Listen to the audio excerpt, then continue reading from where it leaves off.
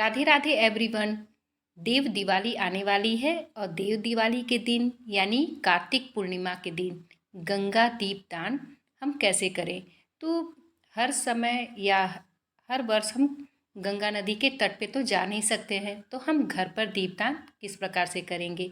तो देखिए फ्रेंड्स, आप ये दीपदान जो है अपने मंदिरों में भी कर सकते हैं, आप अपनी बैल्कोनी में भी कर सकते हैं, आप अपने छत पे भी कर सकते हैं। अगर आपने कार्तिक के महीने में दीपदान नहीं किया है, आप कार्तिक पूर्णिमा के दिन दिवाली यानी कार्तिक पूर्णिमा के दिन आप गंगा नदी के तट पर दीपदान करते हैं, तो आपको पूरे कार्तिक महीने के दीपदान का पुण्य फल प्राप्त होता है। तो हम हर साल गंगा नदी के तट पर तो नहीं जा सकते हैं, तो हम घर पर सरल तरीके से किस प्रकार से हम दीपदान करेंगे। तो देखिए, मैं ये दीपदान अपने मंदिर रूम में कर रही हूँ। तो हमने सबसे पहले स्वास्तिक बना लिया है और हमने एक परात ले ली है, देखिए, और हमने उसमें गंगा जल डाल लिया है। हमें सबसे पहले गंगा जल डालना है, उसके बाद हम शुद्ध जल डालेंगे।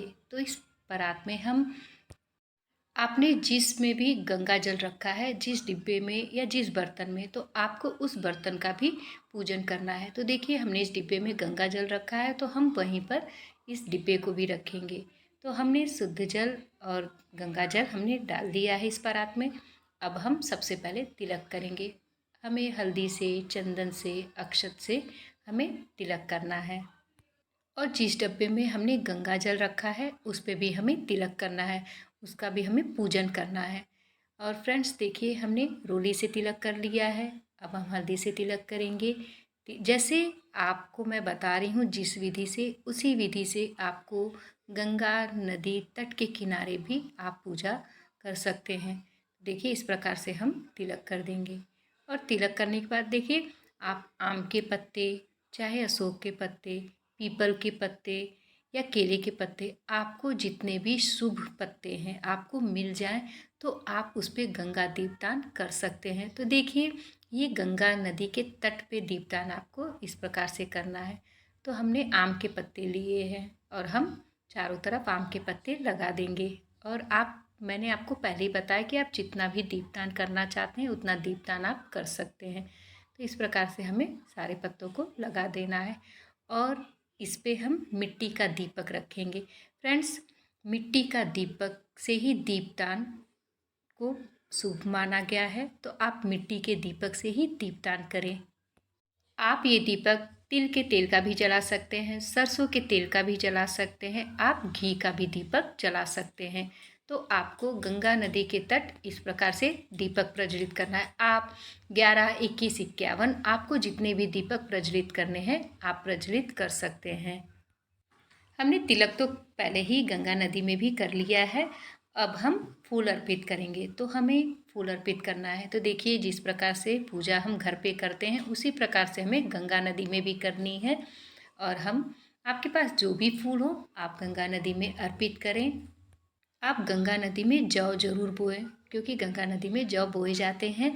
और फ्रेंड्स देखिए, जिस डब्बे में हमने गंगा जल रखा है उस डब्बे पे भी हम फूल अर्पित करेंगे। तो देखिए, हम जौ बो रहे हैं, जौ बोने के बाद हम डब्बे पे भी हमें फूल अर्पित करना है जिसमें आपने गंगा जल रखा है। अब हम देखिए भोग प्रसाद अर्पित करेंगे। आप मिश्री का भोग लगा सकते हैं, किसी भी मिठाई का भोग लगा सकते हैं, जो आपकी सामर्थ्यता हो उस चीज़ का भोग लगा सकते हैं। सिंघाड़े का भोग लगाएं, फल में किसी भी मौसमी फल का आप भोग लगा सकते हैं। हम दक्षिणा समर्पित करेंगे। देखिए, दक्षिणा आप जरूर समर्पित करिएगा। दक्षिणा जो है पूजा में रही हुई कमियों को पूरा करता है। अब हम गंगा नदी में दीपदान कैसे करेंगे। देखिए फ्रेंड्स, मैं ये थोड़ा आपको बाद में दिखा रही हूँ, क्योंकि हमें पत्तों पे दीपदान करना है।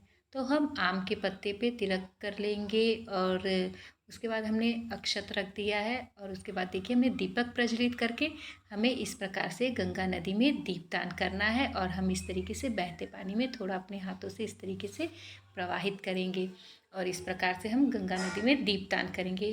और उसके बाद हम व्रत कथा पढ़ेंगे गंगा नदी तट पर। आप कार्तिक पूर्णिमा की भी व्रत कथा पढ़ सकते हैं। तो व्रत कथा संपन्न होने के बाद हम फूल समर्पित कर देंगे। अब हम आरती करेंगे। आरती करने के बाद हम गंगा माता से प्रार्थना करेंगे, हे माँ, पूजा में रही हुई कमियों के लिए क्षमा करिएगा और हमारी पूजा को प्रेमपूर्वक स्वीकार करिएगा।